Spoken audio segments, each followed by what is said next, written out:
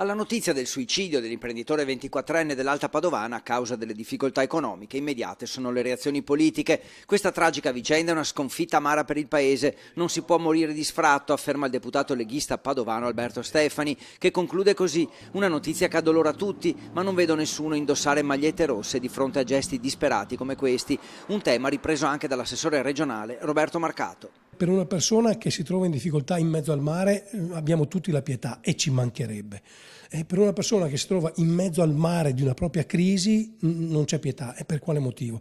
Un paese civile deve saper prendersi cura dell'uno o dell'altro. Solidarietà alla famiglia anche da parte di Liberi e Uguali, con il consigliere regionale Piero Ruzzante, che punta il dito sull'aumento dei giovani imprenditori che lasciano il Veneto. Le leggi vanno riviste. Credo che le istituzioni abbiano il dovere di leggere che cosa sta succedendo nel nostro territorio e cercare di tramutare la preoccupazione in anche provvedimenti di legge.